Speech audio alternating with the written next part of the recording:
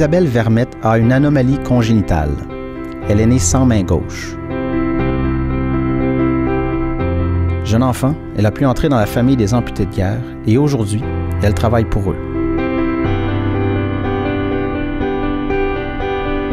Aujourd'hui, les femmes enceintes peuvent voir directement avant d'accoucher s'ils ont des anomalies comme la mienne.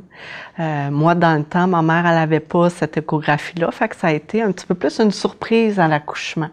J'ai accouché dans un hôpital qui venait d'ouvrir. Je suis pas née là, dans votre région, mais puis le médecin qui a accouché ma mère a été surpris parce qu'il ne s'attendait pas à avoir un bébé avec une malformation. Il a été pris un petit peu de panique à ce moment-là. Selon les dires de mes parents, ils m'ont mis à part, m'ont fait plusieurs tests, voir si j'avais pas d'anomalie au cœur, au poumon, pour être certaine qu'il ne m'arrivait rien. Par la suite, mes parents ne m'avaient toujours pas vue. Donc, ma mère avait accouché, était un petit peu en panique de voir qu'on parte aussi vite avec son premier bébé, parce que je suis la plus vieille de deux à la maison. Puis, mon père, lui, il savait juste pas qu'est-ce qui se passait. Puis par la suite, ils ont annoncé à mes parents qu'ils allaient me transférer à Sainte-Justine pour être certaine là, qu'il n'arrive rien. Fait que là, à ce moment-là, ils m'ont amené tout emmitouflé dans une couverte. Puis là, mes parents ne comprenaient pas plus. Puis à un moment donné, mon père voulait me faire serrer son doigt avec ma main. Puis c'est là qu'il a découvert ma main gauche puis qu'il a remarqué qu'il n'y avait pas de main. Fait qu'ils ont été un petit peu surpris. On posait des questions au médecin. Le médecin était un peu non informé sur ce qui va arriver. Parce que les premières questions de mes parents, mais aussi des parents d'aujourd'hui, c'est « Est-ce que mon enfant va avoir une vie normale? » Et c'est des questions qui, moi, quand on me dit ça aujourd'hui, oui, j'ai une vie normale. Je travaille, je suis mère de 2 enfants, j'ai une vie épanouie, je fais tout ce que je veux. Fait que c'est là que tu vois que dans ce temps-là, le milieu médical était moins informé qu'aujourd'hui. Aujourd'hui, c'est autre chose. Les mères qui vont accoucher d'un enfant amputé, donc on nous appelle pareil amputé parce que c'est une absence totale du membre. Donc, à ce moment-là, aujourd'hui, ben, ils dirigent les nouveaux parents directement à l'Association des amputés de guerre, ce qui, dans mon temps, n'était pas comme ça. L'association, elle existait, mais jamais on en a parlé à mes parents. Les années ont passé, j'ai été suivie très, très proche par un pédiatre, un physiatre qui me suit encore aujourd'hui. C'est plus le même parce qu'ils ont décédé entre-temps, mais qui ont vérifié à ce que ma croissance se fasse correctement. Parce qu'une des questions qui amène beaucoup, c'est le développement.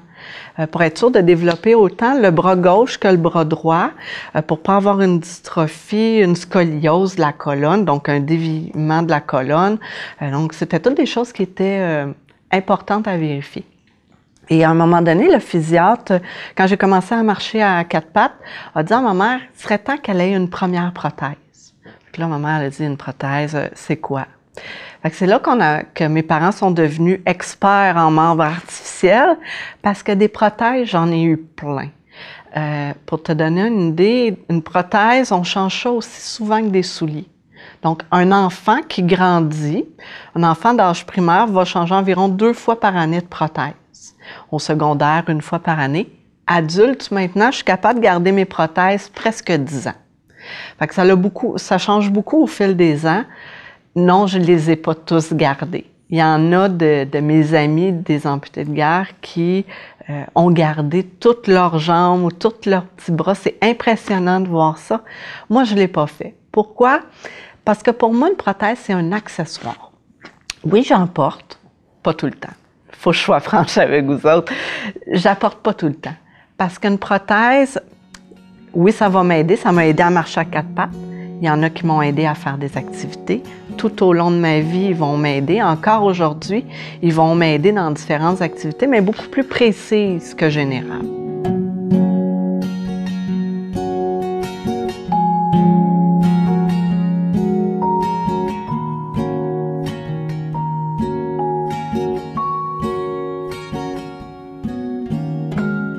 Moi, comme je suis née sans main gauche, j'ai toujours appris à faire les choses avec ma main droite. Jeune, la première prothèse que j'ai eue, c'est pour marcher à quatre pattes. C'était une emboîture en plastique comme ça ici, mais pas de crochet au bout. Fait que quand je marchais à quatre pattes, je m'appuyais sur le bout de métal. Aujourd'hui, les enfants, c'est comme une soucoupe en caoutchouc qu'ils mettent au bout. C'est vraiment génial. Et après ça, on m'a mis un petit crochet comme celui-là, mais beaucoup plus petit pour enfants, ce qui me permettait de pouvoir aller chercher un bloc, aller chercher ma poupée à deux mains, de transporter des sacs parce que je pouvais les accrocher. Donc, ça m'a permis de pouvoir faire plusieurs choses avec mes deux mains. Sauf que, encore là, je la portais pas souvent. Quand j'étais tannée, je l'enlevais puis je la mettais dans le coffre à jouets avec mes jouets.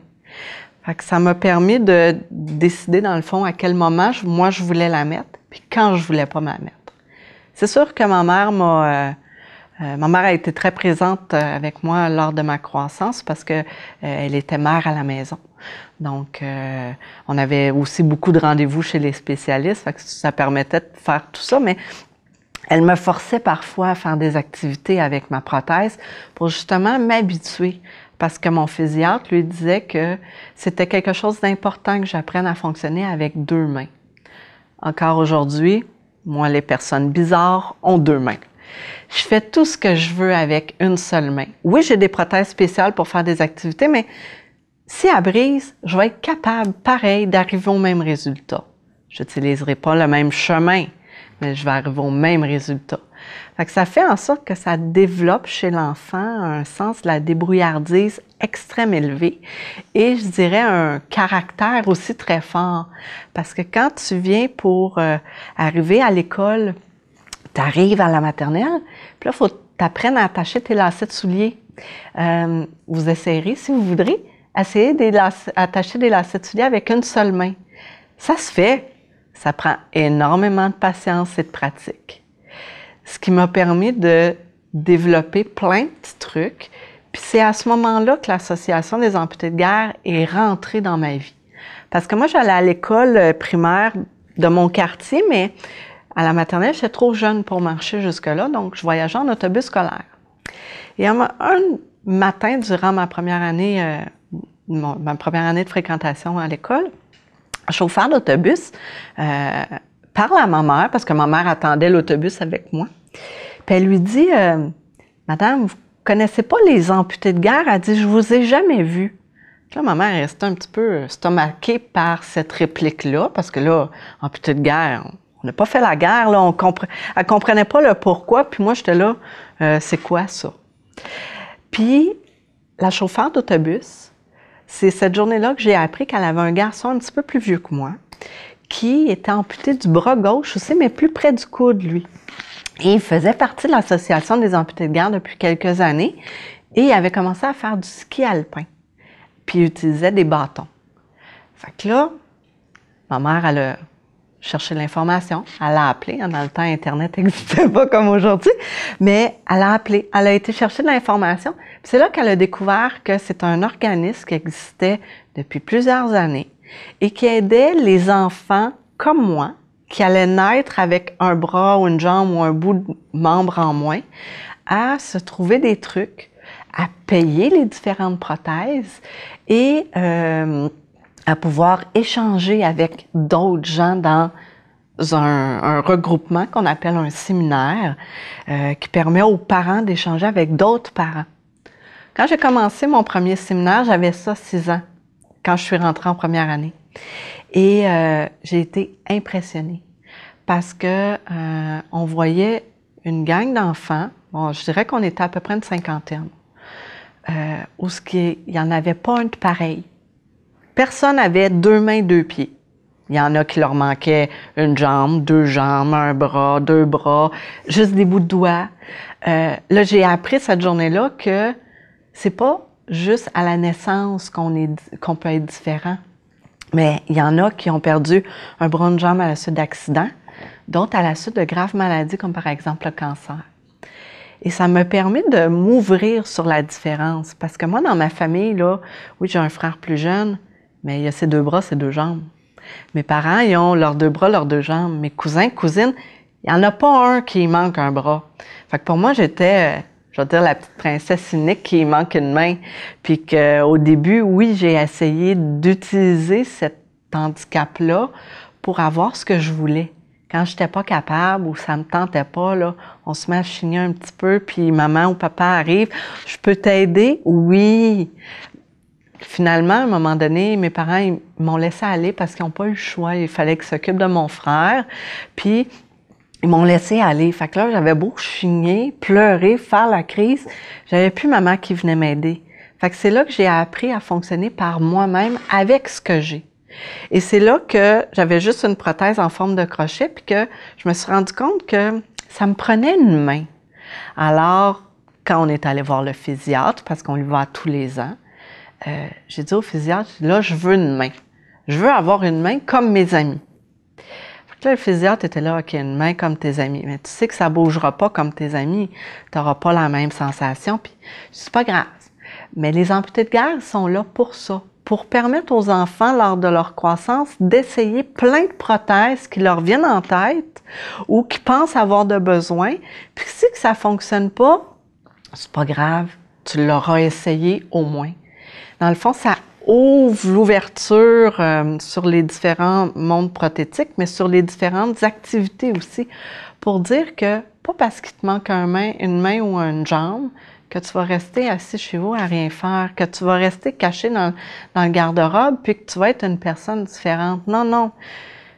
Envoie, donne-toi le coup de pied nécessaire, force un peu. Oui, ça va te demander plus d'énergie parce que toutes les activités quotidiennes, attacher mes cheveux, là, c'est plus d'énergie, ça me prend plus de temps que quelqu'un qui a deux mains.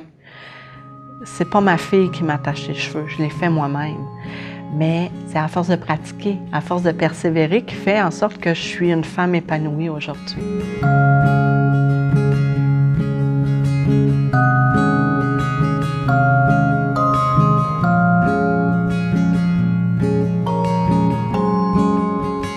Bien, c'est sûr que le parcours scolaire, je vais dire qu'il est comme un autre enfant, qu'il y a une différence. Un enfant qui va arriver avec des lunettes ou avec un appareil auditif va attirer un petit peu plus l'attention. Oui, j'attire un petit peu plus l'attention. Mes années d'école primaire, ça a été mon école de quartier, donc c'était mes amis de la rue. Puis ce qui était le fun, c'est qu'on était 5 maisons sur la rue, puis on est tous nés en intervalle de juin à septembre. Donc on est tous rentrés à l'école en même temps. On était tous, ben c'était une petite école, il y avait comme 2 classes par niveau. Fait que j'avais toujours mes amis avec moi qui me connaissaient depuis tout le temps. Fait que pour eux, ça changeait rien.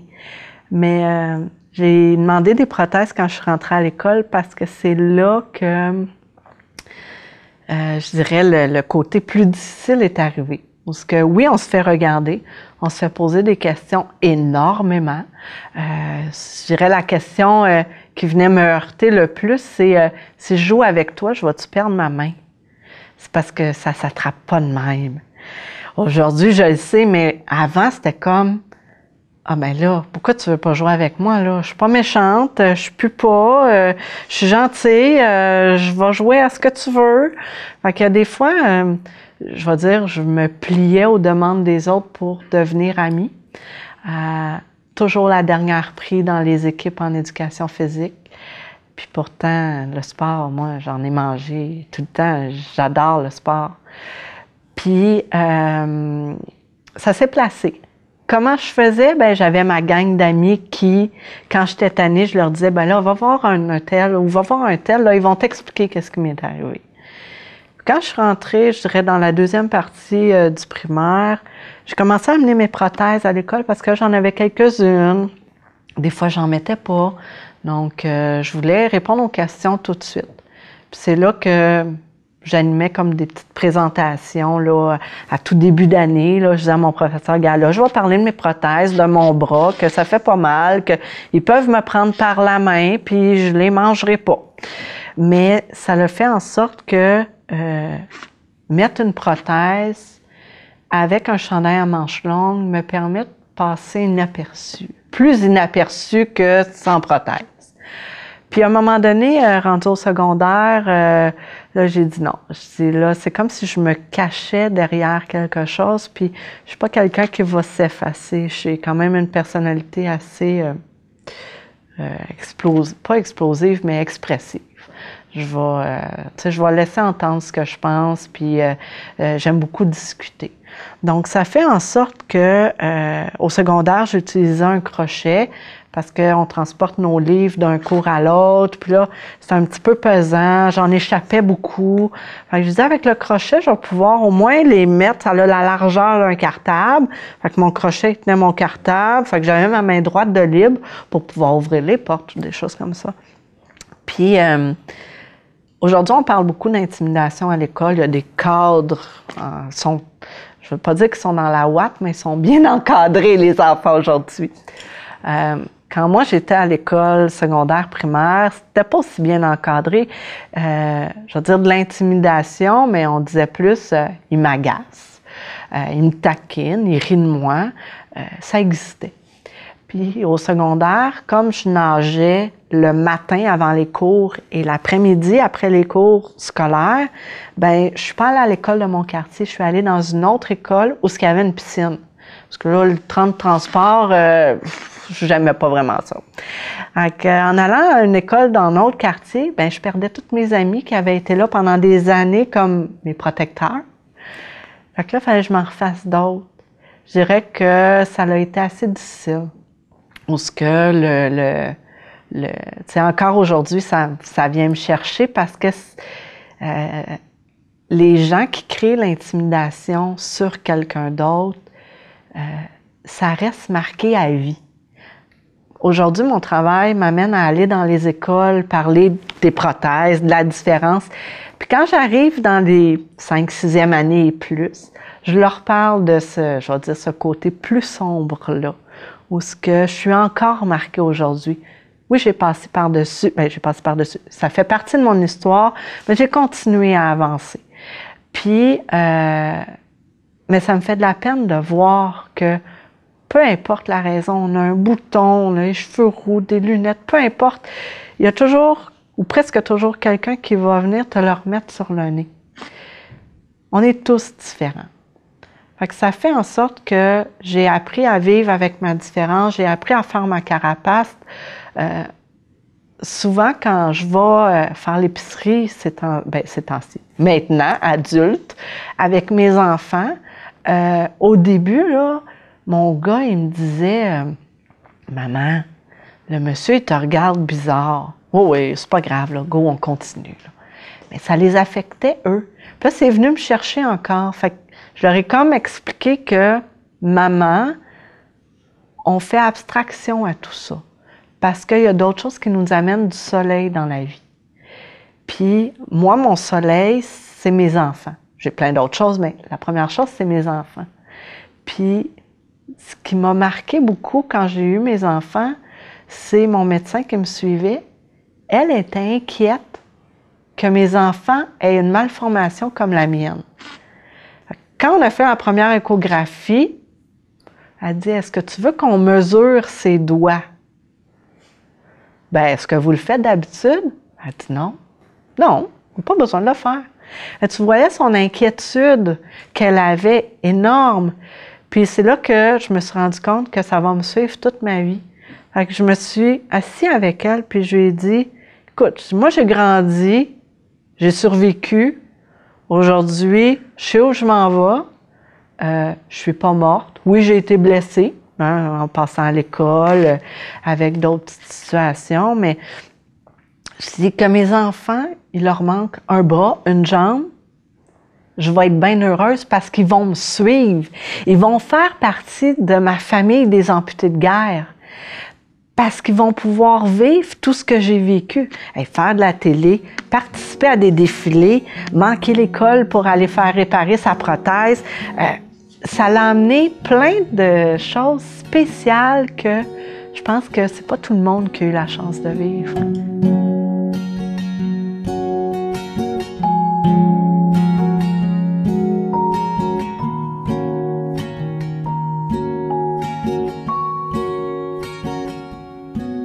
J'ai eu une grande inquiétude, je dirais, dans les derniers mois de grossesse, où là, je préparais la chambre, puis je regardais, tu sais, OK, là, il faut choisir un carrosse.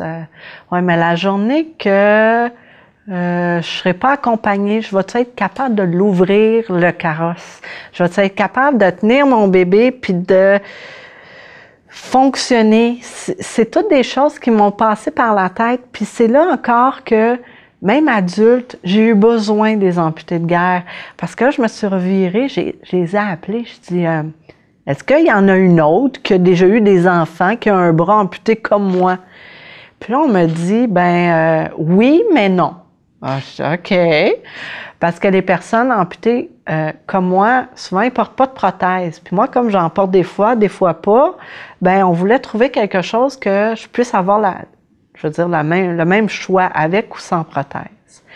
Puis finalement, on a créé, moi et mon prothésiste, plein d'adaptations spéciales, comme j'avais un sac que je pouvais mettre sur mon ventre pour asseoir mon bébé dedans, mais pas de dos, parce qu'on peut en acheter au magasin où ce que l'enfant est tout strappé dedans, mais moi, je voulais pas l'utiliser tout le temps. Je voulais que si le téléphone sonne, puis qu'il faut que je tienne mon bébé, que je puisse juste poser mon bras derrière elle, puis que le sac soutienne ses fesses. Parce que quelqu'un qui a 2 bras va pouvoir passer son coude puis tenir son dos. Mon bras est pas assez long pour faire ça. Fait que c'est tous des trucs comme ça qu'on a fait, qu'on a réussi à trouver. Je dirais, la seule chose qui me rend encore triste, c'est que j'aurais aimé ça allaiter mes enfants. Puis le fait qu'il me manque une main a été un gros obstacle. Parce que là, tenir l'enfant, te placer comme il faut, je suis jamais arrivée. Je dirais c'est une déception, mais les gars sont en santé aujourd'hui, ils sont grands, fait que c'est correct. Mais c'est une déception de ne pas y être arrivé. Fait qu'aujourd'hui, je travaille à créer des ressources pour les futures personnes amputées qui vont avoir des enfants pour leur dire par où je suis passée, moi, par quel questionnement j'ai eu, puis quelle solution on a trouvé. Parce que là, maintenant, on est quelques-unes à avoir eu des enfants. Donc, quelqu'un qui est amputé d'une jambe, est-ce qu'elle va pouvoir marcher jusqu'à la fin de sa grossesse? Moi, j'ai pas pu porter ma prothèse jusqu'à la fin de la grossesse. On prend tellement de poids qu'à un moment donné, la prothèse, elle fait plus. Mais quelqu'un qui manque une jambe, il a besoin de ses 2 jambes pour marcher. Ça ne tente pas de se retrouver enceinte dans un fauteuil roulant. Fait que c'est toutes des choses maintenant qu'aujourd'hui, je crée pour pouvoir aider le futur.